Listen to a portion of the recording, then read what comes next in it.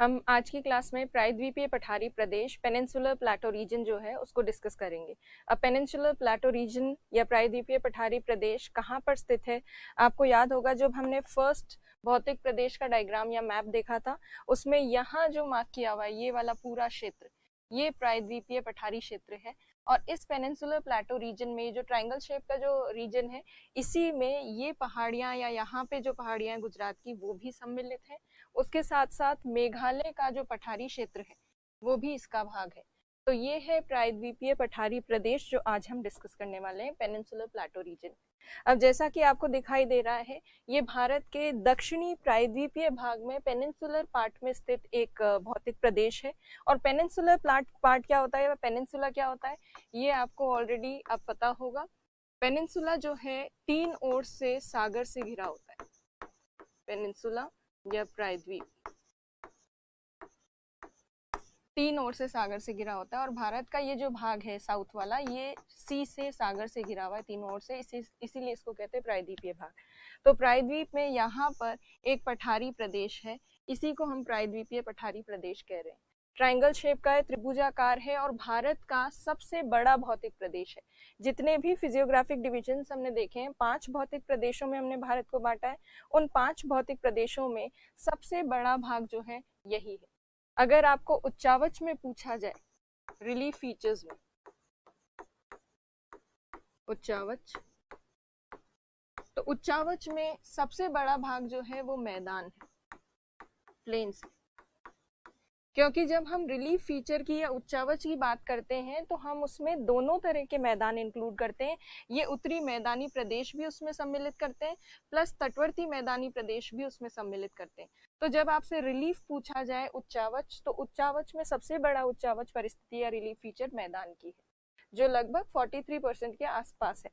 और अगर हम भौतिक प्रदेश की बात करें, भौतिक प्रदेश या जिसे फिजिकल डिवीजन या फिजियोग्राफिक डिवीजन कहते हैं, ग्राफिक डिवीजन, फिजियोग्राफिक डिविजन्स में सबसे बड़ा डिवीजन जो है वो है प्रायद्वीपीय पठारी प्रदेश, पेनिनसुलर प्लेटो रीजन। और ये प्रायद्वीपीय पठारी प्रदेश इसलिए सबसे बड़ा है क्योंकि इसमें केवल पठार ही नहीं है, इसमें पठार के साथ साथ सम्मिलित है पहाड़ियाँ, पहाड़ियाँ मतलब हिल्स, और पहाड़ियों के साथ साथ कुछ पर्वत जो हैं वो भी इसका भाग है। तो पर्वत, पठार और पहाड़ियाँ, ये तीनों इस भौतिक प्रदेश में देखने को मिलते हैं। और इसी वजह से ये जो प्रदेश है ये सबसे ज्यादा बड़ा है, विस्तृत है। तो अगर भौतिक प्रदेश पूछा जाए तो पेनिनसुलर प्लेटो रीजन सबसे बड़ा है। और अगर आपको पूछा जाए रिलीफ फीचर या उच्चावच, तो उसमें मैदान सबसे बड़ा है। अब ये जो भौतिक प्रदेश है भारत का, आपको याद होगा जब हमने किया था कॉन्टिनेंटल ड्रिफ्ट थ्योरी, महाद्वीपीय विस्थापन सिद्धांत, उसमें हमने देखा था कि 2 पार्ट्स में पेंजिया डिवाइड हुआ था। और पेंजिया का जो दक्षिणी भाग है वो गोंडवाना लैंड कहलाया, और उसी गोंडवाना लैंड का हिस्सा है ये भारत का प्रायद्वीपीय भाग, पेनिनसुलर पार्ट। तो ये जो इंडिया का प्रायद्वीपीय पठारी प्रदेश है ये गोंडवाना लैंड का हिस्सा है। और भारत में जो गोंडवाना लैंड का हिस्सा है वो सबसे पुराना है। तो अगर हम बाकी सब भौतिक प्रदेशों में देखें तो ये सबसे प्राचीनतम या सबसे ओल्डेस्ट फिजियोग्राफिक डिवीजन इंडिया में है। तो ये भारत का सबसे पुराना भौतिक प्रदेश भी है और सबसे बड़ा भौतिक प्रदेश भी है, गोंडवाना लैंड का भाग रहा है। और बहुत प्राचीन और पुराना पठारी क्षेत्र जो होता है वहां पर बहुत से खनिज पाए जाते हैं। तो ये भारत का सबसे खनिज संपन्न या मिनरल रिच रीजन जो है वो है। अब ये जो प्रायद्वीपीय पठारी प्रदेश है ये कहाँ से कहाँ तक विस्तृत है, तो यहाँ अगर देखें ये अरावली पर्वत है, यहाँ पर अरावली पर्वत से लेकर यहाँ राजमहल पहाड़ियाँ हैं, और उसके साथ साथ यहाँ पर गारो खासी जयंतिया की पहाड़ियाँ हैं। तो उत्तर में इसकी जो सीमा बनाती हैं वो ये पर्वत और पहाड़ियाँ इसकी सीमा बनाती हैं। एक तो अरावली, यहाँ पर राजमहल पहाड़ियाँ, और दूसरी तरफ पूरब में मुख्य रूप से गारो खासी जयंतिया पहाड़ियाँ। और वहां से लेकर ये दक्षिण में कहाँ तक विस्तृत है, लगभग कन्याकुमारी तक इसका विस्तार देखने को मिलता है। तो ये जो ट्रायंगल शेप का एरिया है, इसका जो बेस है ट्रायंगल का या आधार, वो तो उत्तर में है, और जो नुकीला भाग है ट्रायंगल का वो दक्षिण में है, कन्याकुमारी की ओर। और यहाँ पर उत्तर में जो सीमा बनती है अरावली, नॉर्थ वेस्ट में अरावली, यहाँ पर राजमहल, पहाड़ियाँ, और राजमहल के भी आगे गारो खासी जयंतिया, और दक्षिण में कन्याकुमारी। तो इस तरह से विस्तृत है ये प्रायद्वीपीय पठारी प्रदेश। अब देखिए इससे रिलेटेड कुछ और चीजें भी अभी देखते हैं। तो पेनिनसुलर प्लेटो रीजन भारत का सबसे प्राचीनतम और सबसे बड़ा भौतिक प्रदेश गोंडवाना लैंड का भाग रहा है। गोंडवाना लैंड का भाग है, इसीलिए सबसे पुराना है। और सबसे नवीनतम भाग कौन सा है भारत का? मैदान। और नया भाग कौन सा है? न्यू, वो है हिमालय पर्वतीय प्रदेश। तो सबसे पुराना, उसके बाद हिमालय पर्वत बना, और उसके भी बाद कौन बना? मैदानी क्षेत्र बना। तो ये गोंडवाना लैंड का भाग है, त्रिभुजाकार है, और उत्तर में इसका आधार है त्रिभुज का, बेस जो है वो उत्तर में है, और नुकीला भाग दक्षिण में, और खनिज संपन्न क्षेत्र है, जैसा मैंने आपको बताया।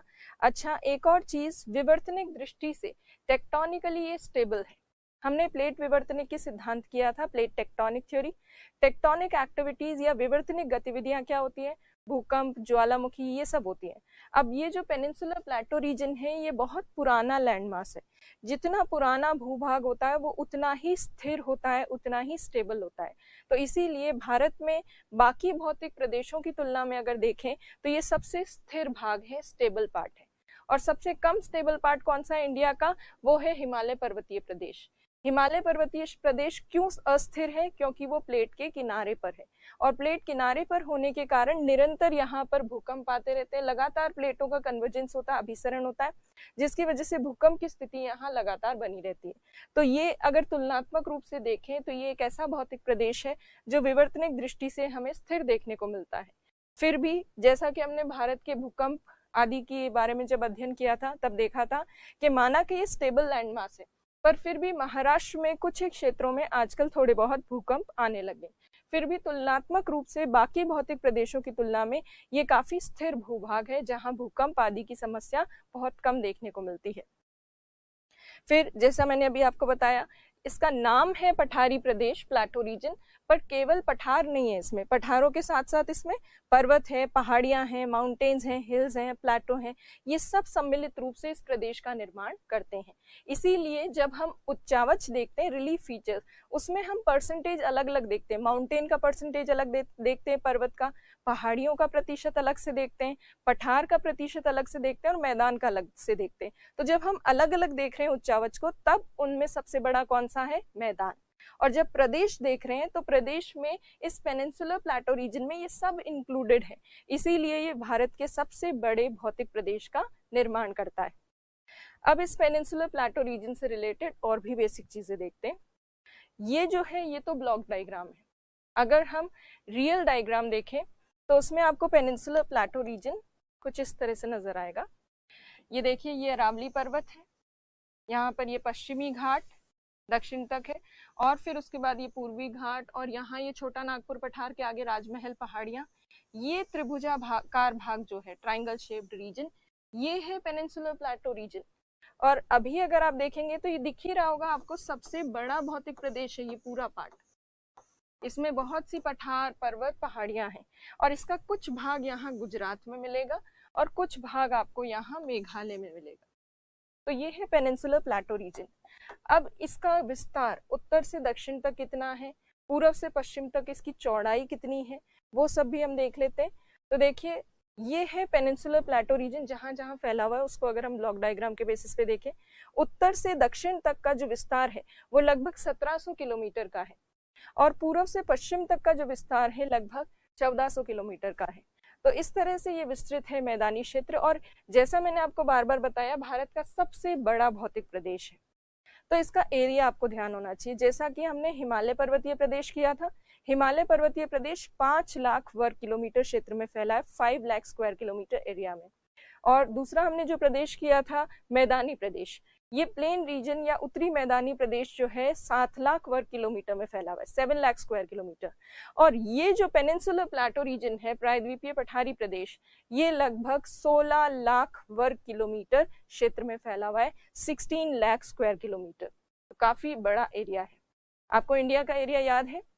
और अगर आपको याद है तो आप बताइए कि प्रतिशत अगर देखें तो भारत के क्षेत्रफल का कितना प्रतिशत भाग ये वाला जो भौतिक प्रदेश है ये बनाता है। तो 16 लाख स्क्वायर किलोमीटर वर्ग किलोमीटर जो है भारत के कुल क्षेत्रफल का कितना प्रतिशत है? अगर आपको इंडिया का एरिया पता है तो आप बता पाएंगे। तो देखिए ये है इस प्रदेश का क्षेत्रफल एरिया। उत्तर से दक्षिण तक का विस्तार 1700 किलोमीटर, पूर्व से पश्चिम तक का विस्तार 1400 किलोमीटर। और ये जो है इस पूरे प्रदेश की अगर हम औसत स्तर पे ऊंचाई देखें तो लगभग 600 से 900 मीटर के आसपास है। 600 से 900 मीटर के आसपास क्यों? क्योंकि कहीं पर इसमें पठार है, फ्लैटलैंड प्लेटो रीजन है, और कहीं पर हमें कुछ छोटी मोटी पहाड़ियां देखने को मिलती है और कहीं ऊंचे पर्वत देखने को मिलते हैं। तो इन सब ऊंचे नीचे क्षेत्रों को अगर हम औसत स्तर पे देखें तो लगभग ऊंचाई 600 से 900 मीटर के आसपास हमें देखने को मिलती है। और इससे पहले जो हमने उत्तरी मैदानी प्रदेश किया था, नदर्न प्लेन रीजन, उसकी तुलना में ये वाला जो भौतिक प्रदेश है, फिजियोग्राफिक डिवीजन, इसकी ऊंचाई थोड़ी ज्यादा है। कितनी देखी थी हमने मैदानों की ऊंचाई, याद है आप लोगों को? तो मैदानी क्षेत्र में अगर आपको याद हो तो हमने ये देखा था, मैदानी क्षेत्र में ऊंचाई 185 मीटर या इसको राउंड फिगर में 200 मीटर के आसपास मान सकते हो, और गहराई तक जमाव 2000 मीटर की गहराई तक अवसादों का जमाव है। तो अगर हम ऊंचाई की बात करें तो मैदानों की ऊंचाई तो लगभग 200 मीटर या 200 मीटर से कम देखने को मिलती है, जबकि इस प्रायद्वीपीय पठारी प्रदेश की ऊंचाई 600 से 900 मीटर है। वहीं दूसरी ओर हिमालय पर्वतीय प्रदेश की ऊंचाई क्या देखी थी हमने? अलग अलग रेंजेस की हाइट अलग अलग थी, फिर भी अगर ग्रेट हिमालय या बृहत हिमालय की बात करें तो उसकी औसत ऊंचाई 6100 मीटर के आसपास थी, मतलब 6100 मीटर के आसपास।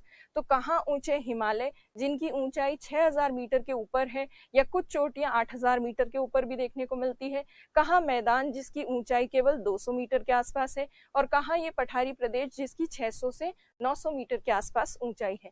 तो आपको दिख रहा होगा कि भारत में अलग अलग क्षेत्रों में अलग अलग ऊंचाई वाले रिलीफ फीचर्स हैं, इसीलिए इनको कहते हैं उच्चावच क्षेत्र या उच्चावच परिस्थितियां, कहीं ऊंचे पर्वत, कहीं मैदान, कहीं पठारी भाग।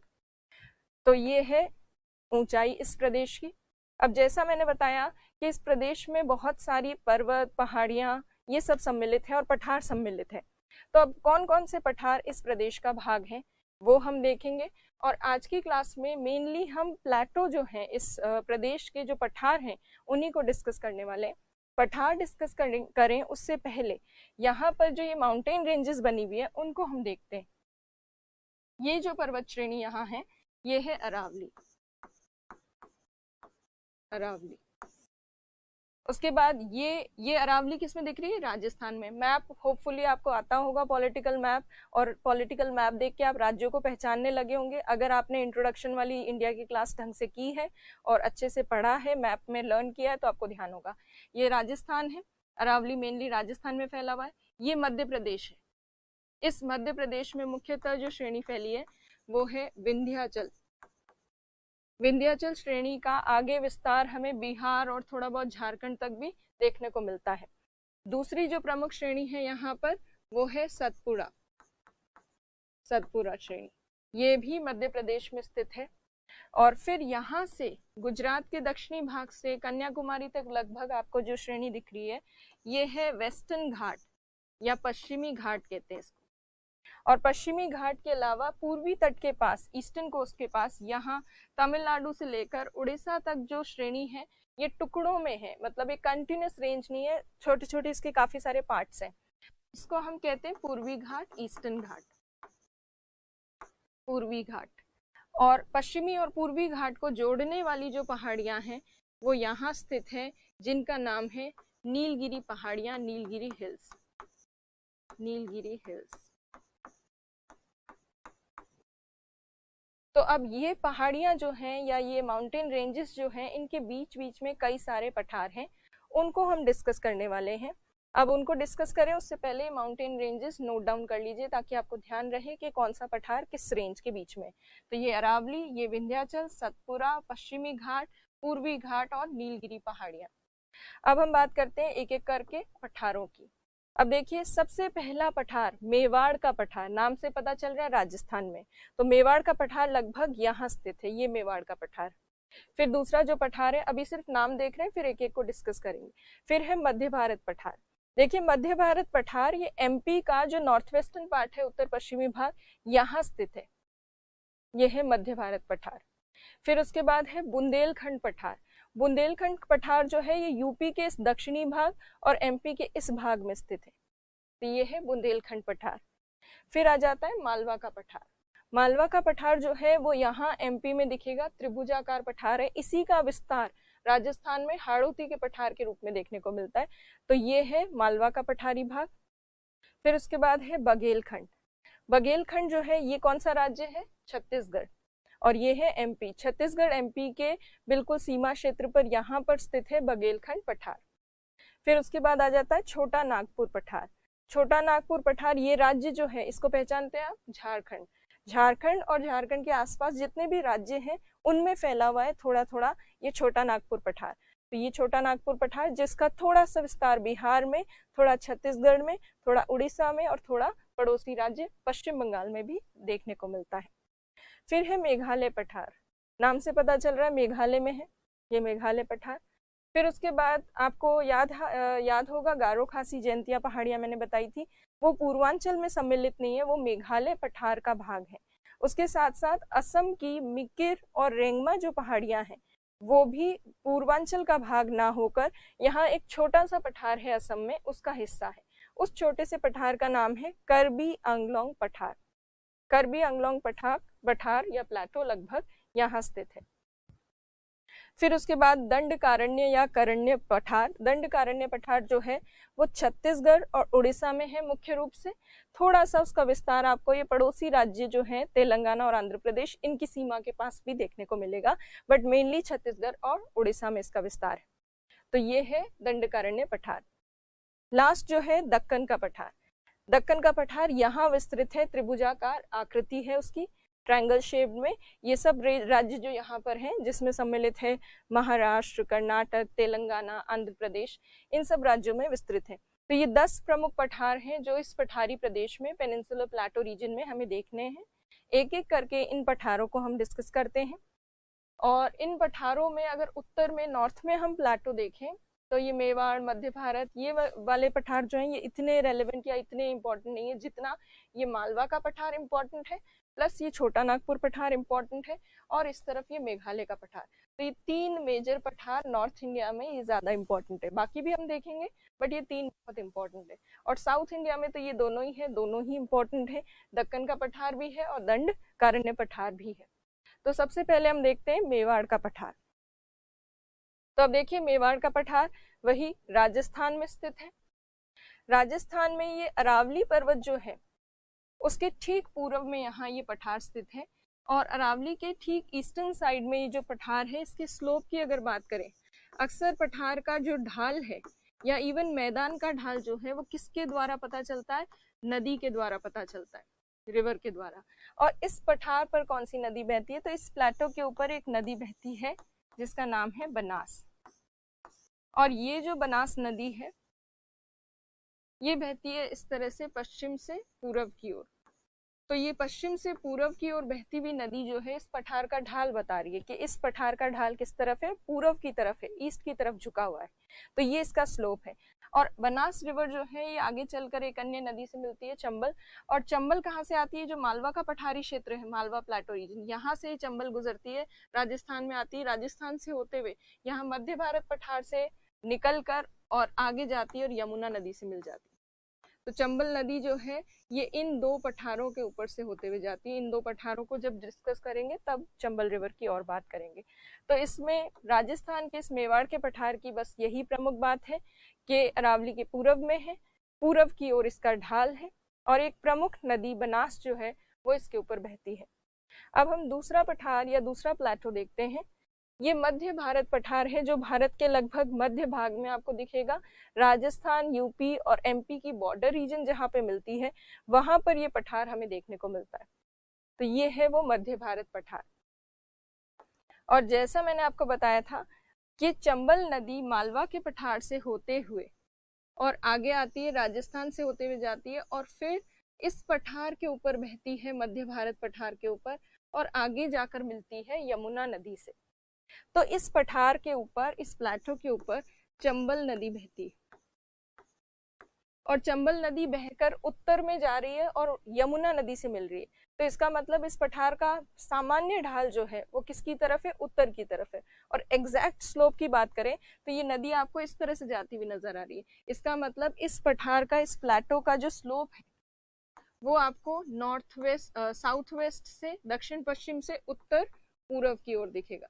तो इस पठार का जो ढाल है, सामान्य ढाल, वो उत्तर पूर्व की ओर है, नॉर्थ ईस्ट की तरफ है। और चंबल जैसी प्रमुख नदी इसमें बहती है।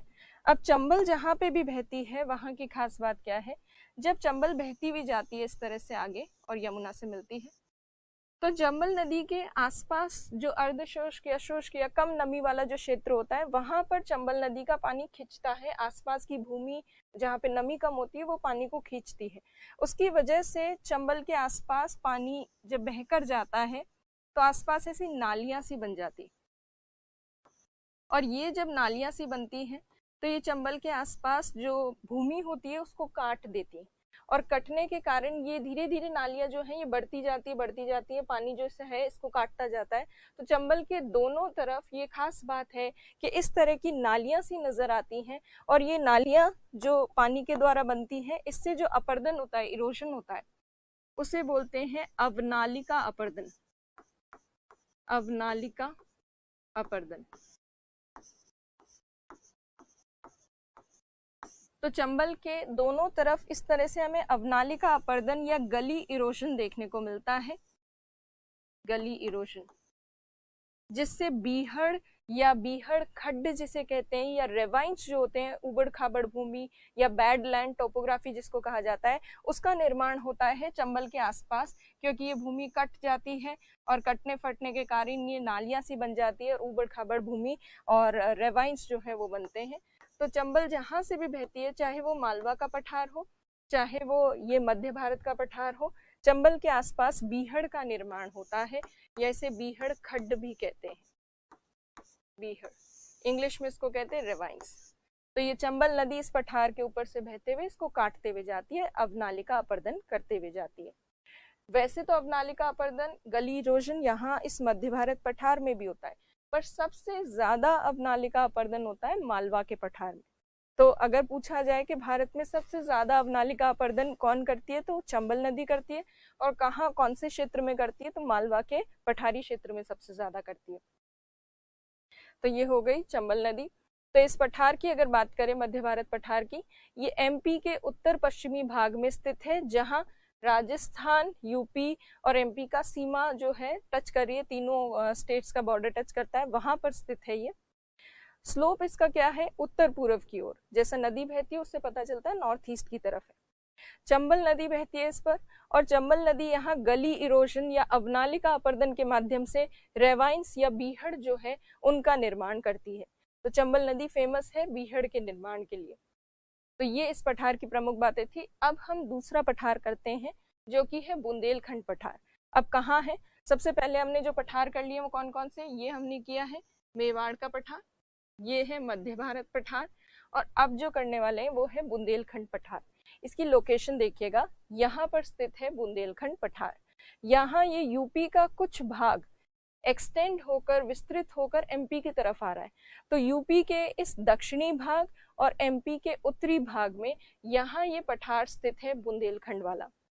तो देखिए इसकी लोकेशन, तो ये दक्षिणी यूपी और उत्तरी एमपी में विंध्याचल श्रेणी के ठीक उत्तर की ओर स्थित पठारी भाग है, विंध्याचल के नॉर्थ की तरफ है। और अगर बाकी पठारों की तुलना में देखें तो मालवा के पठार के पूर्व में स्थित है, और मध्य भारत पठार के दक्षिण पूर्व में स्थित है, दक्षिण पूर्व, साउथ ईस्ट में। तो इसकी लोकेशन आपको ध्यान होनी चाहिए। अब यहाँ एक और चीज देख लेते हैं, ये जो विंध्याचल श्रेणी है, विंध्याचल में बहुत सारी पहाड़ियां सम्मिलित हैं, बहुत सारे अलग अलग नाम है विंध्याचल श्रेणी के विभिन्न क्षेत्रों में। यहाँ कैमूर पहाड़ियां हैं जो विंध्याचल श्रेणी का ही भाग है, जो आगे बिहार तक एक्सटेंड होती है।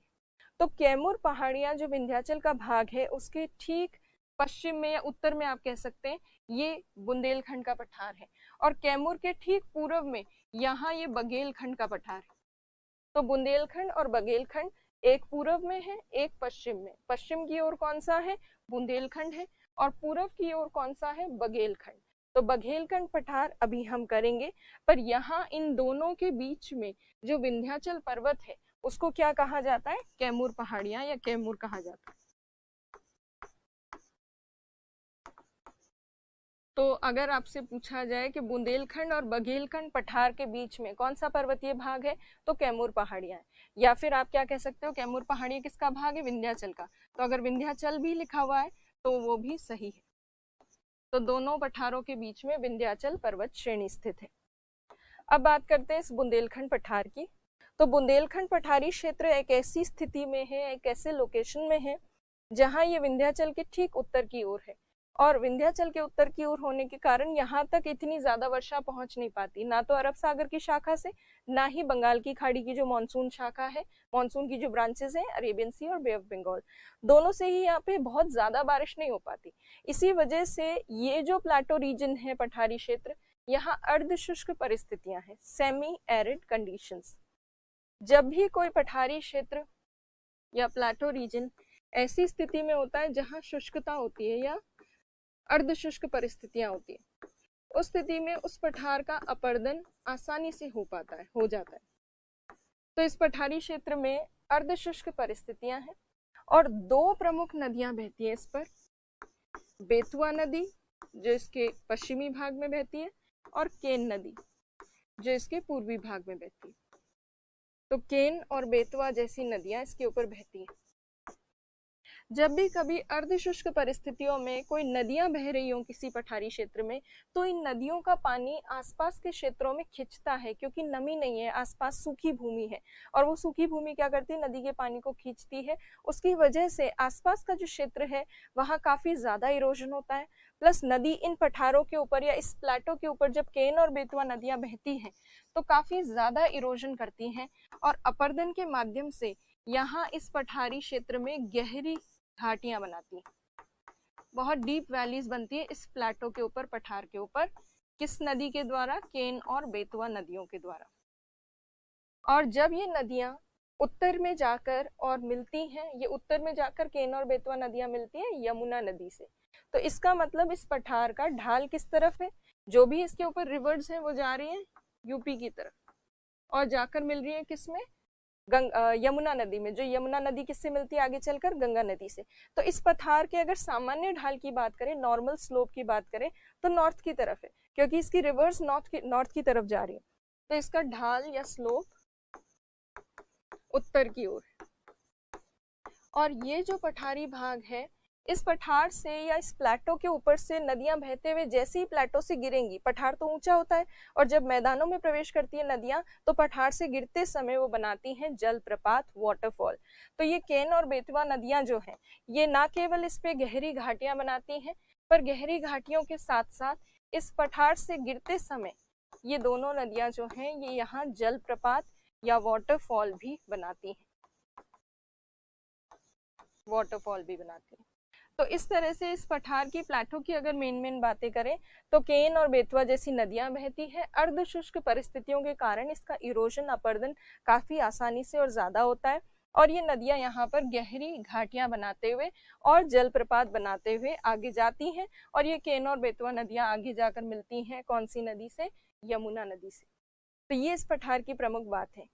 क्या आपको केन और बेतवा नदियों से रिलेटेड कोई और करंट की न्यूज या कोई चीज पता है? केन और बेतवा नदियों का रिवर इंटरलिंकिंग प्रोजेक्ट चल रहा था या चल रहा है, तो उसके बारे में क्या आपको जानकारी है? और क्यों उस प्रोजेक्ट में डिले हो रहा है या क्यों उसका विरोध किया जा रहा है? क्या यहाँ पर कोई जैव आरक्षित क्षेत्र है, बायोस्फीयर रिजर्व है क्या यहाँ पर, या फिर यहाँ पर कोई वाइल्ड लाइफ सेंचुरी है, वन्यजीव अभ्यारण्य है? किस वजह से ये केन और बेतवा नदियां और इनका जो इंटरलिंकिंग, रिवर इंटरलिंकिंग प्रोजेक्ट है, नदी जोड़ो परियोजना, वो न्यूज में किस वजह से रहता है? और यहाँ पर यदि इन दोनों नदियों को जोड़ने के लिए नहर बनाई जाए तो कौन सा ऐसा जैव विविधता संपन्न क्षेत्र है जो प्रभावित हो सकता है? अगर आपको इसकी जानकारी है तो डिस्कशन में जरूर डिस्कस कीजिएगा। अभी हम फोकस ना हटाते हुए केवल प्रायद्वीपीय पठारी प्रदेश की बात करेंगे, बट जिनको जानकारी है अपने फ्रेंड्स के साथ डिस्कस करें। अब देखिए इस पठार से रिलेटेड जो हमने चीजें देखी है, उत्तर प्रदेश और मध्य प्रदेश में स्थित है, यूपी के दक्षिणी भाग में और एमपी के नदन पार्ट में, उत्तरी भाग में। अर्धशुष्क परिस्थितियां क्योंकि पर्वतों से घिरा हुआ भाग है। फिर है केन और बेतवा जैसी नदियां बहती हैं जो यहाँ जलप्रपात, वाटरफॉल और गहरी घाटियां बनाती हैं। तो ये इस पठारी क्षेत्र की प्रमुख बातें थी। अब हम बात करते हैं इन चारों पठारों में से सबसे इम्पोर्टेंट पठार जो है मालवा का पठार। अब मालवा का पठार डिस्कस करें उससे पहले अभी तक जो देखा है कहीं आप कंफ्यूज ना हो गए हो, अरावली पर्वत और ये विंध्याचल पर्वत। अरावली और विंध्याचल के बीच में 4 प्रमुख पठार हैं। ये है मेवाड़ का पठार, ये है मध्य भारत का पठार, ये जो अभी हमने डिस्कस किया बुंदेलखंड का पठार, और अब जो हम डिस्कस करने वाले हैं ये वाला मालवा का पठार। मालवा का पठारी क्षेत्र अब हम डिस्कस करेंगे। तो ये 4 प्रमुख पठार हैं जो अरावली पर्वत और विंध्याचल श्रेणी के लगभग बीच में स्थित हैं और विंध्याचल के ठीक उत्तर में स्थित हैं। तो अब बात करते हैं मालवा के पठार की। मालवा के पठार की लोकेशन यदि देखें तो यहाँ पर लगभग त्रिभुजाकार आकृति में ये पठार स्थित है। मेनली ये एमपी में ही है, मध्य प्रदेश में ही, पर इसी का विस्तार हमें देखने को मिलता है राजस्थान में हाड़ौती का जो पठारी क्षेत्र है उसके रूप में। अब हम इसकी लोकेशन देखते हैं। तो देखिए ये है लगभग ये मध्य प्रदेश में और राजस्थान का कुछ भाग जो है दक्षिण पूर्वी भाग, उसमें ये हाड़ौती के पठार के रूप में विस्तृत है। इस प्लेटो रीजन पे कई सारी प्रमुख स्थितियां देखने को मिलती है। मान लीजिए ये ट्रायंगुलर प्लेटो है, त्रिभुजाकार पठार। इस पे जो भी नदियां हैं जैसे चंबल और भी कई नदियां बहती है, कौन कौन सी बहती है अभी देखेंगे। तो देखिए चंबल नदी यहाँ से होते हुए राजस्थान की ओर जाती, तो इसका मतलब इस पठार का सामान्य ढाल किस तरफ है, राजस्थान की ओर है, मतलब उत्तर की ओर है। तो इस पठार का सामान्य से ढाल जो है वो उत्तर की ओर नजर आता है। चंबल जैसी नदी इस पर बहती है, चंबल। क्या चंबल के अलावा और कोई नदियां यहाँ है? तो हाँ, यहाँ पर एक और नदी है शिप्रा। इस शिप्रा नदी की खास बात यह है कि इस नदी के किनारे उज्जैन शहर स्थित है, और उज्जैन शहर जो है वहां पर क्या होता है, मुख्य रूप से कुंभ का जो मेला है वो ऑर्गेनाइज होता है कई बार, इसीलिए शिप्रा नदी के किनारे स्थित ये उज्जैन शहर जो है ये काफी इम्पोर्टेंट है। उसके अलावा इस मालवा के पठार के ऊपर और भी नदियां बहती हैं जो आगे चलकर चंबल नदी से मिलती हैं, जैसे कि इस पठार पर बनती है या बहती है काली सिंध नदी। आप देखिएगा एटलस में, एमपी के मैप में ये नदियां आपको मिलेगी, काली सिंध नदी। काली सिंध नदी के अलावा पार्वती नदी, ये भी आगे जाकर मिलती है चंबल से। सो यहाँ पार्वती नदी भी है। पार्वती नदी के अलावा अभी जो हमने बुंदेलखंड पठार में देखी थी केन और बेतवा नदियां, उसमें से बेतवा नदी जो है वो थोड़ा सा इस पठार के ऊपर से भी होकर गुजरती है और फिर आगे जाकर बुंदेलखंड पठार के ऊपर से भी जाती है। तो ये है बेतवा नदी। तो ये कुछ प्रमुख नदियां हैं जो इस पठार के ऊपर से होते हुए जाती हैं। इनमें से ये जो 2 प्रमुख नदियां आपको दिख रही है पार्वती और बेतवा, इन पार्वती और बेतवा नदियों के बीच में स्थित है भोपाल। तो यदि कहीं पर प्री वगैरह में छोटे मोटे एग्जाम में आ जाए कि भोपाल कहाँ स्थित है, कौन सी नदियों के बीच में स्थित है, तो पार्वती तथा बेतवा नदियों के बीच में स्थित है भोपाल। और उज्जैन कहाँ स्थित है, शिप्रा नदी के किनारे स्थित है उज्जैन। तो ये तो हुई कुछ प्रमुख नदियां जो इस पठार के ऊपर बहती है, मालवा के पठार पर। इसके अलावा और क्या इंपॉर्टेंट चीज है इस पठार की? तो देखिए ये ट्रायंगल शेप्ड प्लेटो है, त्रिभुजाकार पठार जो काफी सारे पर्वत श्रेणियों और पठारों से घिरा हुआ है। जैसे इसके उत्तर पश्चिमी भाग में, नॉर्थ वेस्टर्न पार्ट में आपको अरावली जैसी पर्वत श्रेणी देखने को मिलती है।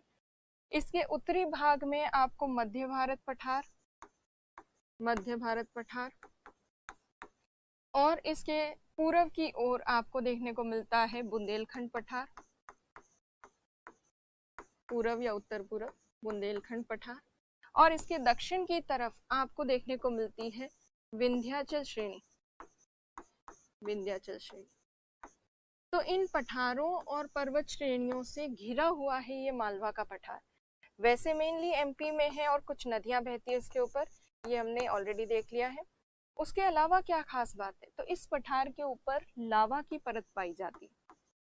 लावा की परत, और बेसाल्ट लावा की परत पाई जाती है। और इस बेसाल्ट लावा की जो परत है, इस तरह की लावा वाले जो पठार होते हैं, लावा युक्त पठार, इनका जब इरोजन होता है, अपरदन होता है, तो अपरदन के द्वारा जो मिट्टी बनती है वो मिट्टी कौन सी होती है? काली मिट्टी। तो लावा की परत के कारण इस पठारी क्षेत्र पर हमें देखने को मिलती है काली मिट्टी या काली मृदा जिसको कहते हैं। और ये ब्लैक सॉइल या काली मृदा जो है ये उपयोगी होती है किसके लिए? कपास की खेती के लिए, कॉटन कल्टीवेशन के लिए। तो कुल मिलाकर ये जो मालवा का पठार है, इसकी इम्पोर्टेंट चीज ये है कि ये काली मिट्टी संपन्न, काली मृदा संपन्न क्षेत्र है जो कृषि के लिए, खास तौर पर कपास की खेती के लिए उपयोगी है।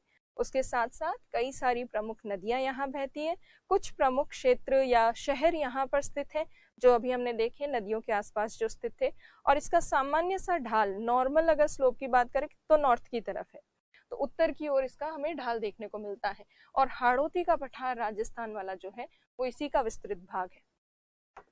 तो अब देखिए त्रिभुजाकार पठार है, लावा की परत है इस पर, इसी के कारण अपक्षय से, अपक्षय और अपरदन में अंतर तो आपको ध्यान है। अपक्षय का तो मतलब है टूटना, कटना, और अपरदन का मतलब है एक स्थान से दूसरे स्थान पर जाना। अपक्षय को, टूटने को, कटने फटने को कहते हैं वेदरिंग, और ट्रांसपोर्टेशन जो होता है उन सेडिमेंट्स का उसको कहते हैं इरोजन, अपरदन। तो काली मृदा जो है वो बनती है जब लावा की परत जो है उसका अपक्षय होता है और उसके बाद उसका अपरदन होता है। तो अपक्षय और अपरदन दोनों क्रियाएं इसमें इन्वॉल्व है। तो वेदरिंग और इरोजन जब होती है लावा लेयर की, उसकी वजह से ब्लैक सॉइल बनती है, और उस ब्लैक सॉइल की वजह से यहाँ पर कपास की खेती के लिए अनुकूल परिस्थितियां हैं। फिर उसके साथ साथ यदि देखें तो नदियां यहाँ बहती हैं, जैसे अभी हमने देखी चंबल, शिप्रा, काली सिंध, पार्वती, बेतवा जैसी नदियां हैं। और इन नदियों के बीच में कुछ प्रमुख शहर हैं, जैसे शिप्रा नदी के किनारे उज्जैन स्थित है, पार्वती तथा बेतवा नदियों के मध्य बीच में स्थित है भोपाल। और उसके अलावा यहाँ पर देखा जाए, अच्छा चंबल जहाँ पे भी बहेगी, चाहे वो मध्य भारत पठार पर बहे चाहे इस मालवा के पठार पर, चंबल क्या करती है? अवनालिका अपरदन करती है, गली इरोजन जिसको कहते हैं, आसपास उसका पानी खींचता है और काट देता है आसपास की भूमि को। काफी ज्यादा मात्रा में पानी है चंबल के पास, और उससे क्या बनते हैं? बीहड़ बनते हैं, बीहड़ खड्ड बनते हैं, रेवाइंस बनते हैं।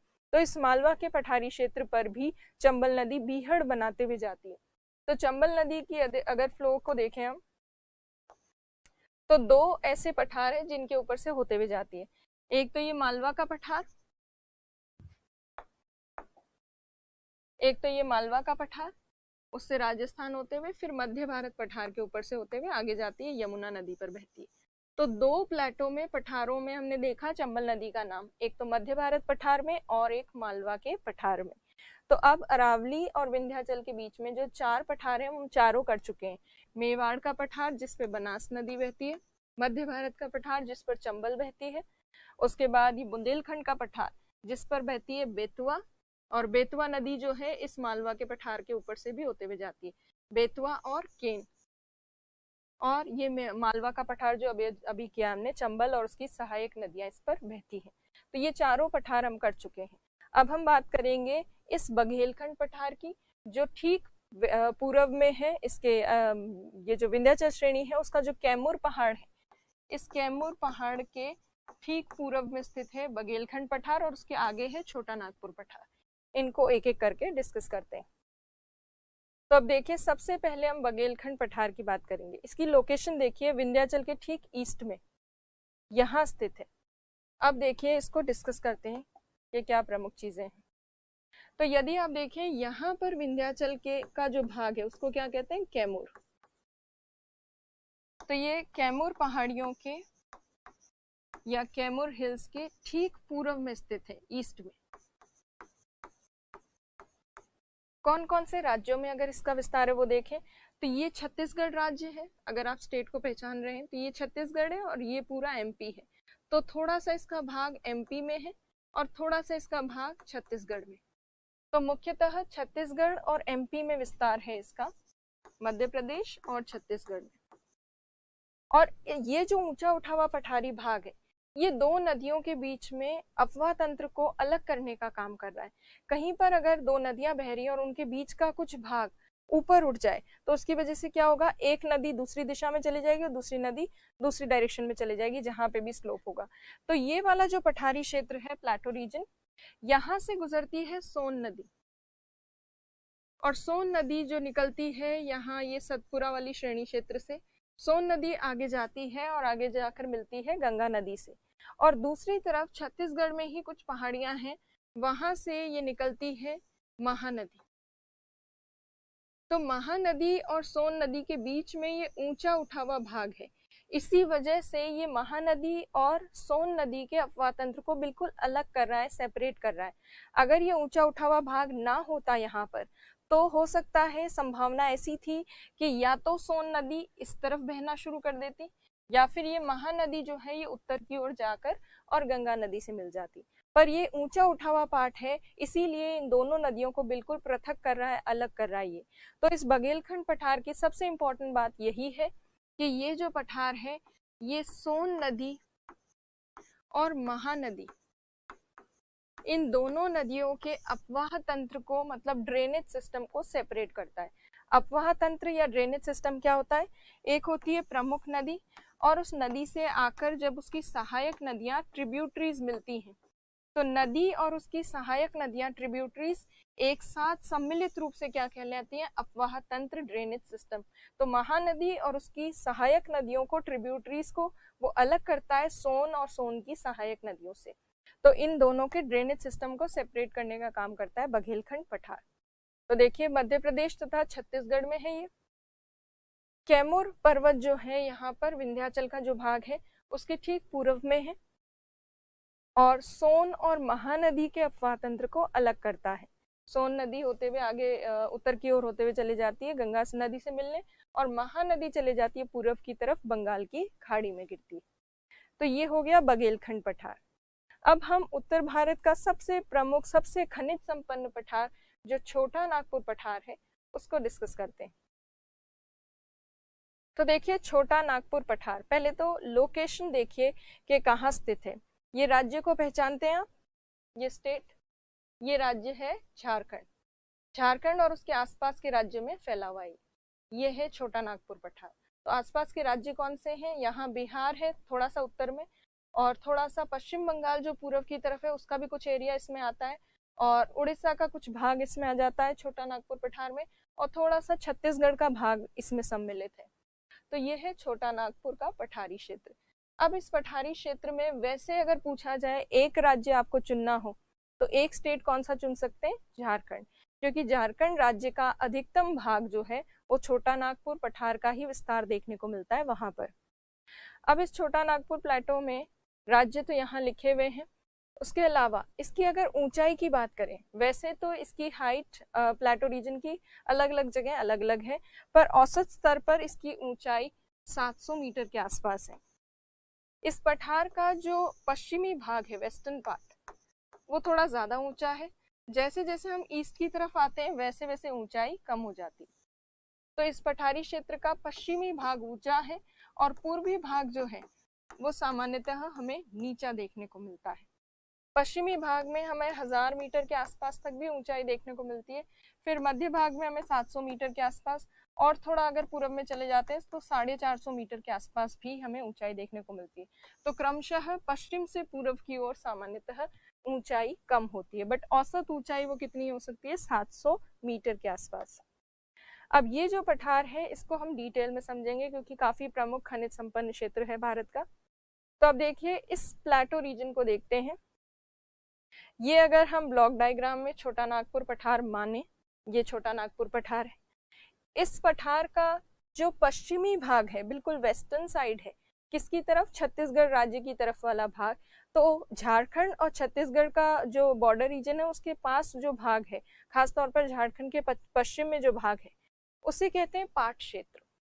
अब इसे पाट क्षेत्र क्यों कहते हैं, तो देखिए जिसको हम पाट क्षेत्र कह रहे हैं उसको इंग्लिश में कहते हैं पैटलैंड एरिया या पाटलैंड एरिया।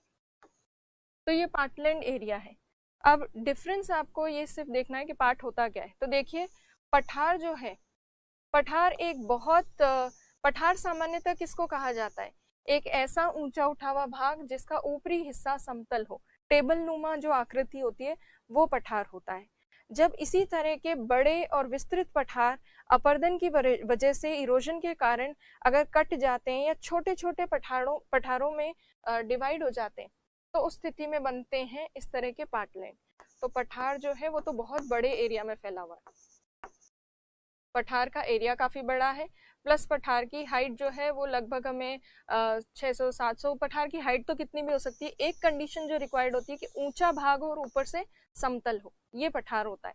और अगर पठार से कोई छोटा हमें देखने को मिले, जैसे कट फट गया है पठार और बहुत सारे ऐसे छोटे छोटे हिस्से हमें देखने को मिल रहे हैं, एक सिंगल पठार नहीं देखने को मिल रहा, उसकी जगह कहीं पर ऐसा छोटा पठार, फिर और एक छोटा पठार, तो जहां पर हमें एक बड़ा सा प्लेटो ना मिले और उसके छोटे छोटे कई सारे सेक्शंस मिले, तो इस तरह की ऊंचे भाग जिनकी ऊपरी भाग या शिखर जो है वो समतल होता है, फ्लैट टॉप्ड रीजन और फ्लैट टॉप्ड स्मॉलर प्लेटो, या फिर इसको छोटी पहाड़ी भी कह सकते हैं। ऐसी छोटी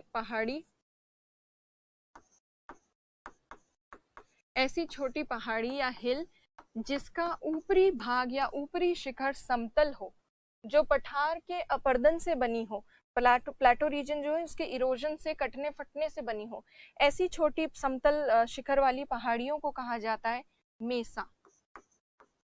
इसको कहते हैं मेसा। मेसा एक स्पेनिश वर्ड है और स्पेनिश शब्द का अर्थ है ऊपर से समतल, टेबल नुमा छोटी आकृति जो होती है उसको मेसा कहते हैं। तो ये टेबल नुमा छोटी आकृति मेसा कहलाती है और टेबल नुमा बड़ी आकृति पठार कहलाती है या प्लेटो कहलाती है। तो मेसा और पठार में क्या फर्क है? प्लेटो बहुत बड़ा होता है, बहुत ह्यूज होता है, जबकि ये जो मेसा है ये छोटी छोटी समतल शिखर वाली पहाड़ियों के रूप में नजर आता है, छोटे छोटे पठार कह लीजिए, प्लेटो कह लीजिए। और यही जो मेसा होते हैं जिनका ये शब्द जो है स्पेनिश भाषा से बना है, इसी तरह के मेसा को यहाँ पर झारखंड में स्थानीय भाषा में कहते हैं पाट। और जो झारखंड के पश्चिमी भाग में हमें पाट क्षेत्र देखने को मिल रहा है, वहां हमें बहुत सारे पाट देखने को मिलते हैं, इसीलिए हम इसको क्या कह रहे हैं? पाट क्षेत्र कह रहे हैं, ये पाट क्षेत्र। तो कुल मिलाकर छोटा नागपुर पठार का जो पश्चिमी भाग है वहां एक सतत पठार मिलने के बजाय, एक कंटिन्यूस प्लेटो मिलने के बजाय छोटे छोटे टुकड़ों में बटे हुए समतल शिखर वाले भाग हैं। और इन समतल शिखर वाले भाग को वैसे तो मेसा कहा जाता है, पर यहाँ झारखंड में स्थानीय भाषा में इनको कहते हैं पाट। और पाट बहुत सारे यहाँ पर स्थित है, इसीलिए इस पर्टिकुलर क्षेत्र को कहते हैं पाट क्षेत्र या पाट लैंड रीजन। अब ये जो पाटलैंड रीजन है या ये पाट जब बनते हैं, ऐसे पठार जब डिवाइड हो जाता है, तो सामान्यतः कठोर चट्टान से बने हुए पठार जो है वो आसानी से अपरदित नहीं होते। इस तरह के पठारों से मेसा जो बनते हैं वो तभी बनते हैं जब सामान्यतः पठार पर लावा की परत हो, कहीं पर लावा युक्त हो पठारी क्षेत्र। तो वैसे तो छोटा नागपुर का जो पठार है उस पर कोई पूरे पठारी क्षेत्र में लावा हमें नहीं देखने को मिलता, पर इस छोटा नागपुर पठार का जो बिल्कुल पश्चिमतम भाग है, वेस्टर्न मोस्ट पार्ट है, वहां पर थोड़ा सा लावा युक्त पठारी क्षेत्र मिलता है या लावा से निर्मित पठारी क्षेत्र मिलता है। और ये लावा से निर्मित जो पठारी क्षेत्र है यही पाट क्षेत्र है। तो अब सिंपल भाषा में अगर देखें तो छोटा नागपुर पठार का पश्चिमी भाग या झारखंड के पश्चिम में स्थित वो पठारी भाग जो लावा से बना है और उसके साथ साथ उसका अपरदन काफी ज्यादा हो गया है, अपक्षय काफी ज्यादा हो गया है, और वहां एक सतत पठार मिलने के बजाय छोटे छोटे पठार नुमा स्थलाकृतियां मिलती हैं जिन्हें पाट कहा जाता है या इस पूरे क्षेत्र को पाट क्षेत्र कहते हैं। तो ये हो गया छोटा नागपुर पठार का पाट क्षेत्र। तो छोटा नागपुर प्लेटो में वेस्टर्न मोस्ट जो क्षेत्र है, रीजन है, वो पाट क्षेत्र है। और इस पाट क्षेत्र में अलग अलग नाम के पाट हैं और सबसे फेमस जो पाट है उसका नाम है नेत्रहाट पाट। और नेत्रहाट पाट जो है वो इस पाट क्षेत्र का सबसे ऊंचा पाट है। पाट मतलब समझ गए आप, ऊंची स्थलाकृति जो ऊपर से समतल है। मतलब छोटी पहाड़ियों जैसी स्थलाकृति जो ऊपर से समतल है। और इस पाट क्षेत्र में से कुछ नदियां भी निकलती है छोटी मोटी। जैसे यहाँ पर देखिए उत्तर की तरफ एक नदी जाती है जो सोन नदी से जाकर मिलती है, और इस नदी का नाम है उत्तरी कोयल नदी। तो उत्तरी कोयल जैसी एक प्रमुख नदी इस पाट क्षेत्र से निकलती है जो आगे चलकर सोन नदी से मिलती है। और पाट क्षेत्र का जो दक्षिणी भाग है, साउथ की तरफ भी एक नदी निकलती है, और ये दक्षिण की तरफ जो नदी निकलती है, इस नदी का नाम है शंख नदी। तो शंख नदी भी यहाँ से निकलती है। फिर ये जो छोटा नागपुर पठार है, इसके बिल्कुल मध्य भाग से लगभग गुजरती है एक बहुत प्रमुख नदी, और इस नदी का नाम है दामोदर नदी। और दामोदर नदी जब बहती है छोटा नागपुर पठारी क्षेत्र से, पश्चिमी भाग तो हमने देख लिया, ये पाट क्षेत्र ये तो है ही, उसके अलावा ये दामोदर नदी जब बहती है तो इसको दो पार्ट्स में डिवाइड करती है। दामोदर नदी जो यहाँ बह रही है ये भ्रंश घाटी में बहती है। तो अगर आपसे कहीं पूछा जाए कि भारत में भ्रंश घाटी में या रिफ्ट वैली में बहने वाली नदियां कौन कौन सी हैं, तो उसमें से एक नदी तो है दामोदर नदी, दूसरी नदी है नर्मदा, और तीसरी है तापी। नर्मदा और तापी नदियां जो हैं विंध्याचल सतपुरा के बीच में जो भ्रंश घाटियां हैं, रिफ्ट वैलीज, उनके बीच में बहती है। तो तीन नदियां भारत की भ्रंश घाटियों से बहती है, दामोदर, नर्मदा और तापी। तो अब देखिए ये जो मध्य भाग में छोटा नागपुर पठार को दो भागों में विभाजित करने वाली नदी है दामोदर, ये कौन सी नदी की सहायक नदी है? ये हम पहले कर चुके हैं जब हमने उत्तरी मैदानी प्रदेश किए थे। तो आप खुद सोचिए कि कौन सी नदी की सहायक नदी है, कौन सी रिवर की ट्रिब्यूटरी है। दामोदर नदी जो इसको दो पार्ट्स में डिवाइड करती है, इसका ऊपरी भाग वैसे तो छोटा नागपुर पठार का हजारीबाग कहलाता है। हजारीबाग वाला पठारी क्षेत्र जो है वो थोड़ा ऊंचा है, और जैसे जैसे ईस्ट में जाते हैं पूरब की तरफ, वैसे वैसे थोड़ी सी हाइट कम हो जाती है। तो पूरब का जो कम ऊंचाई वाला पठारी भाग है उसको हजारीबाग के अलावा एक और नाम दे दिया जाता है, कोडरमा पठार। वैसे आप सिंपल टर्म्स में बोल सकते हो कि ये नदी जो है दो पार्ट्स में डिवाइड करती है, हजारीबाग और रांची का पठार। पर फिर भी कहीं डिटेल में आपको लिखना हो या जानकारी चाहिए तो हजारीबाग पठार के अलावा यहाँ एक ईस्ट में उत्तर पूर्व में एक छोटा सा पठार और है, कोडरमा। तो दामोदर नदी की वजह से जो उत्तरी भाग बनता है पठार का वो हजारीबाग और कोडरमा पठार बनता है। यहाँ मध्य भाग में हजारीबाग है, पूर्वी भाग जो है वहाँ कोडरमा का पठार है जिसकी हाइट थोड़ी और कम है। इसके अलावा जो दक्षिणी भाग है, सदर्न पार्ट है जो है छोटा नागपुर पठार का, उसे कहते हैं रांची का पठार, रांची प्लेटो। तो दामोदर नदी दो प्रमुख भागों में बांटती है, हजारीबाग और रांची के पठार में। और हजारीबाग वाले पठारी क्षेत्र में हमें कोडरमा पठार भी देखने को मिलता है बिल्कुल पूर्वी भाग में, जिसकी हाइट थोड़ी कम है। और इस छोटा नागपुर पठार का जो वेस्टर्न मोस्ट पार्ट है वो पाट लैंड क्षेत्र है या पाट क्षेत्र है। अब यहाँ पर उत्तरी और दक्षिणी भाग में कई सारी नदियां हैं, और उसमें से अगर हम देखें, अच्छा नदियों के अलावा यहाँ पर ये पर्वत चोटी देखें या पहाड़ी देखें, तो ये पूरे छोटा नागपुर पठार का सबसे ऊंचा भाग है, ऊंची पहाड़ी है। वैसे ये कोई अलग पहाड़ी नहीं है, हमने जो विंध्याचल श्रेणी देखी थी, विंध्याचल श्रेणी आगे इस तरह से विस्तृत है। विंध्याचल श्रेणी का ही ईस्टर्न पार्ट जो है ये कैमूर पहाड़ियां हैं, और कैमूर पहाड़ियां आपको बिहार तक दिखेंगी, और उसके आगे भी जो पहाड़ियां हैं उसको विंध्याचल श्रेणी का ही भाग माना जा सकता है।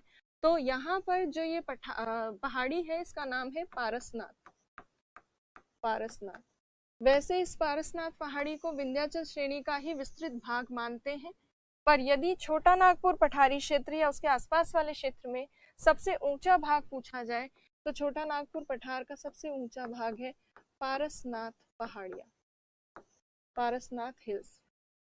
और इन हिल्स के अलावा दो हिल्स और हम देखेंगे जो इसके प्लेटो पठार के ऊपर नहीं है पर पठार के किनारों पर है। वो कौन सी है, ताकि आपको राज्य कभी आ जाए प्री में तो क्लियर हो जाए कि कैसे होगा, कौन सा स्टेट होगा। तो पहले नदियां देखते हैं उत्तरी भाग में कौन सी है। तो दामोदर नदी से आकर एक प्रमुख नदी यहाँ पर मिलती है जिसका नाम है बराकर नदी। बराकर नदी के अलावा और भी कई नदियां हैं, आप एटलस में देखिएगा, यहाँ पर बोकारो नदी मिलेगी, बोकारो, बराकर, इन सब नदियों पर आपको कई सारे बांध भी एटलस में देखने को मिलेंगे। उसके अलावा जो दक्षिणी भाग है, यहाँ से दक्षिणी भाग से निकलती हैं कई प्रमुख नदियां, जैसे स्वर्ण रेखा नदी जो हमने उत्तरी मैदान करते हुए देखी थी, डिस्कस की थी। यह है स्वर्णरेखा नदी, जो आगे चलकर उड़ीसा पश्चिम बंगाल के सीमा क्षेत्र से होते हुए बंगाल की खाड़ी में गिरती है। उसके अलावा वैतरणी नदी, ये नदियां भी यहीं से निकलती हैं, इस पठारी क्षेत्र से। शंख नदी के अलावा, शंख तो पाट क्षेत्र से निकलती है, दक्षिणी कोयल नदी जो है वो भी इस क्षेत्र से निकलती हैं। मेनली ये दक्षिणी कोयल और यही सब का पानी जो है ये आगे चलकर मिलकर वैतरणी जैसी प्रमुख नदी का निर्माण करता है। खैर वो डिटेल में हम बाद में देखेंगे। तो स्वर्ण रेखा, वैतरणी, दक्षिणी कोयल, शंख, इस तरह की कई प्रमुख नदियां इस पठारी क्षेत्र से बहती हैं। इतनी सारी रिवर्स तो आपको याद रहेंगी नहीं एग्जाम तक, तो एक ही सबसे प्रमुख नदी आपको ध्यान रखनी है, वो कौन सी है? दामोदर नदी। दामोदर नदी घाटी जो है, इसके आसपास वाला क्षेत्र, ये भ्रंश घाटी है, रिफ्ट वैली, इस दामोदर नदी घाटी क्षेत्र में मिलते हैं कोयले के भंडार, कोल रिजर्व्स, और इसीलिए इस दामोदर नदी घाटी की तुलना की जाती है एक अंतरराष्ट्रीय नदी से, एक अंतरराष्ट्रीय कोयला क्षेत्र से, जो कि है जर्मनी में। जर्मनी में रूर नदी घाटी जो क्षेत्र है वो कोयले के लिए विख्यात है। इसीलिए यदि पूछा जाए कि भारत का रूर क्षेत्र कौन सा है, तो भारत का रूर क्षेत्र है दामोदर नदी घाटी क्षेत्र। और ये दामोदर नदी घाटी क्षेत्र कहाँ स्थित है? छोटा नागपुर पठार पर। तो छोटा नागपुर पठार या दामोदर नदी घाटी क्षेत्र को ही भारत की रूर नदी घाटी या रूर घाटी क्षेत्र कहते हैं। रूर वास्तव में कहाँ है? जर्मनी में। उसके अलावा ये जो पूरा का पूरा पठारी क्षेत्र है छोटा नागपुर, ये खनिज संपन्न क्षेत्र है, मिनरल रिच रीजन है। इसका जो रांची का पठार वाला ये पूरा भाग है, ये वाला पूरा हिस्सा, यहाँ पर लौह अयस्क के भंडार मिलते हैं, आयरन ओर के रिजर्व्स मिलते हैं। उसी तरह से ये जो उत्तरी भाग है, यहाँ पर भी माइका के रिजर्व्स हैं, अभ्रक के भंडार मिलते हैं। यहाँ पर मैग्नीज भी मिलता है, मैंगनीज के अलावा यहाँ पर इस क्षेत्र में आपको कुछ एक पार्ट जो है छोटा नागपुर पठार का दक्षिणी भाग, यहाँ बॉक्साइट भी मिलेगा। और जैसा मैंने बताया विंध्याचल श्रेणी का ही भाग है कुछ एक पार्ट, तो यहाँ पर विंध्यन क्रम की चट्टानें भी मिलती हैं हजारीबाग पठारी क्षेत्र के आसपास। तो यहाँ पर मिलता है चूना पत्थर, लाइमस्टोन आदि, तो ये सब भी मिलते हैं यहाँ पर, प्लस कोयला तो मिल ही रहा है। तो सबसे खनिज संपन्न क्षेत्र है भारत का, जहाँ लौह अयस्क, बॉक्साइट, अभ्रक, कोयला, ये सब जो है अलग अलग तरह के खनिज मिनरल्स आपको देखने को मिलेंगे। क्योंकि काफी विस्तृत है ये पठार, काफी एक्सपेंडेड, काफी बड़े एरिया में फैला हुआ है, इसीलिए अलग अलग तरह की चट्टानें मिलती हैं यहाँ पर, उनमें अलग अलग तरह के खनिज पाए जाते हैं। अब इन सब के अलावा इस पठार को अगर देखें, प्लेटो को, ये कौन कौन सी पर्वत श्रेणियां या किन किन से घिरा हुआ है, तो इसके उत्तर पश्चिम की तरफ यहाँ पर विंध्याचल श्रेणी है, जिसका ही विस्तार आगे चलकर ये पारसनाथ पहाड़ियां उसी की वजह से यहाँ फैली हुई थी, तो यहाँ विंध्याचल श्रेणी है। उसके अलावा यहाँ पर राजमहल पहाड़ियां हैं, जो कि झारखंड के ही उत्तर पूर्वी भाग में है। और इसके दक्षिण में यहाँ उड़ीसा की पहाड़ियां हैं, जिनका नाम है घड़जात पहाड़ियां। तो राजमहल पहाड़ियां, घड़जात पहाड़ियां, विंध्याचल श्रेणी, इन सब से घिरा हुआ है ये छोटा नागपुर पठारी क्षेत्र। तो अब देखिए, यहाँ है राजमहल पहाड़ियां उत्तर पूर्वी भाग में झारखंड के, और यहाँ उड़ीसा में है घड़जात पहाड़ियां। तो ये है छोटा नागपुर पठारी क्षेत्र। तो देखिए, इसकी औसत ऊंचाई तो हमने देखी थी। सबसे ऊंची पहाड़ी कौन सी है? पारसनाथ पहाड़ियां हैं, जिन्हें अक्सर विंध्याचल पहाड़ियों का ही भाग भी माना जाता है, विस्तार भी माना जाता है। ये छोटा नागपुर पठार का सबसे ऊंचा हिस्सा है। नदियां अगर देखें, विभिन्न नदियां बहती हैं, आपको दामोदर याद रखनी है मेनली, ऐसे तो बहुत सारी है।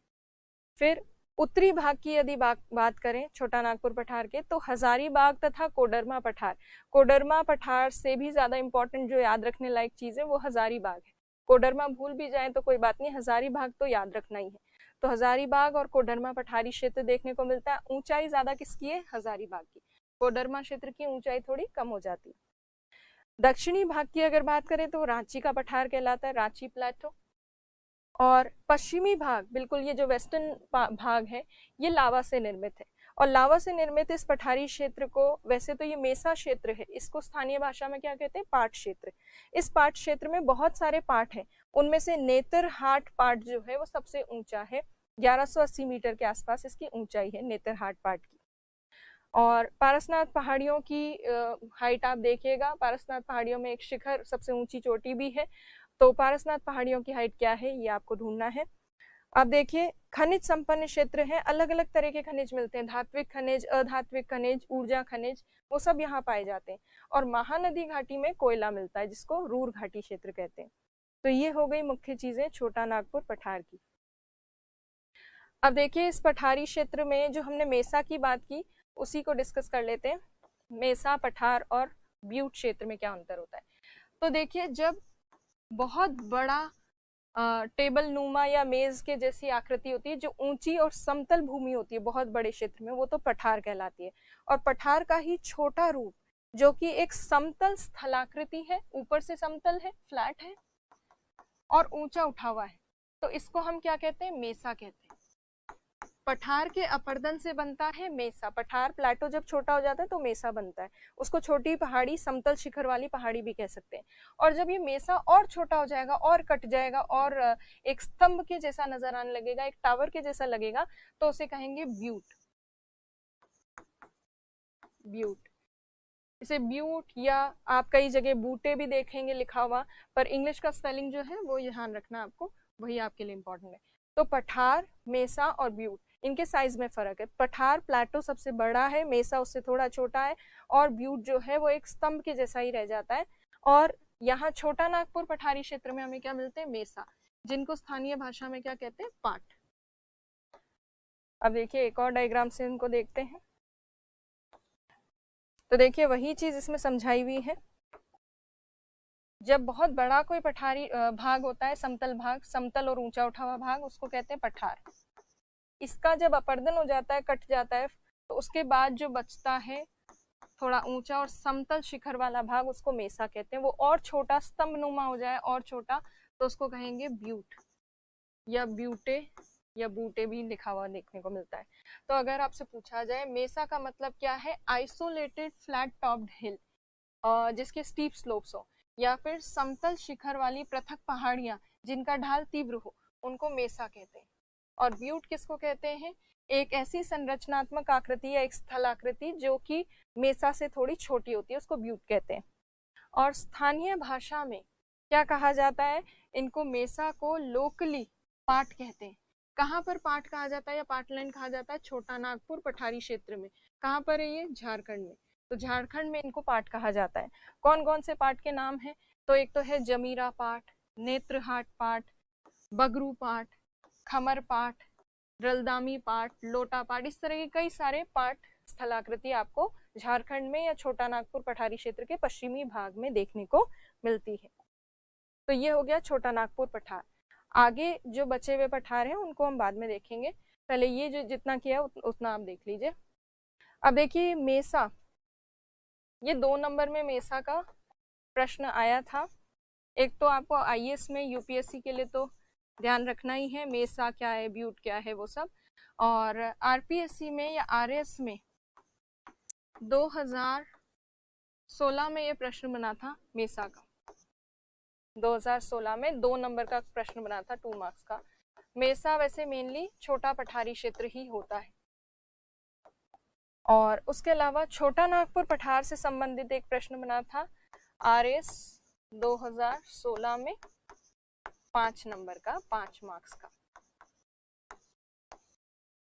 और ये जो प्रश्न बना था इसमें पूछा गया था छोटा नागपुर पठार के विस्तार एवं महत्व का वर्णन कीजिए। तो जब भी आप एग्जाम में क्वेश्चन पढ़ते हैं तो हम या हमारा फोकस केवल किस पे रहता है, की पॉइंट पे रहता है। अच्छा छोटा नागपुर पठार पूछा, ये तो मुझे आता है, बस अभी मैं लिख दूंगा। आप ये नहीं पूछते कि छोटा नागपुर पठार का कौन सा पहलू पूछा गया है, क्या चीज पूछ रहे हैं। आप तो वही लिख के आते हैं जो आपको आता है। वैसा नहीं करना, आपको एक आदत होनी चाहिए कि आप कीवर्ड्स को अंडरलाइन करें कि अच्छा छोटा नागपुर पठार से रिलेटेड चीज पूछिए, पर इसका क्या पूछा है, इसका विस्तार पूछा है और इसका महत्व पूछा है। तो आपको मेनली उसी पे फोकस करना है। आपको 1 या 2 लाइन में तो उसका विस्तार बताना है, कहाँ है, क्या है, मेन थोड़ा बहुत इंट्रोडक्शन पार्ट। और बाकी जितने भी पार्ट है उसमें जितने भी लाइंस बचती है उसमें आपको महत्व बताना है। जितने ज्यादा महत्व आप बता सकते हैं उतने ज्यादा महत्व, इंपॉर्टेंस आपको पॉइंट्स में बतानी है। महत्व आदि जो है वो पॉइंट्स में बताए जाएं तो ज्यादा क्लियरली दिखते हैं और मार्क्स भी मिलते हैं। और उसके साथ साथ आप अच्छे मार्क्स के लिए एक छोटा सा इंडिया का मैप बना के और उसकी लोकेशन भी बता सकते हो कि इंडिया में कहाँ पर स्थित है ये छोटा नागपुर पठारी क्षेत्र। तो इस तरह से ये क्वेश्चन बना हुआ है 2016 में। तो छोटा नागपुर पठार वाला जो पार्ट है और मालवा का पठार, ये काफ़ी इंपॉर्टेंट प्लेटो हैं, इनको आप रिवाइज कीजिए, इनके आंसर्स वगैरह भी लिख कर देखिए। तो बाकी जो प्लेटो बचते हैं पठार, वो हम कल की क्लास में देखेंगे। Thank you.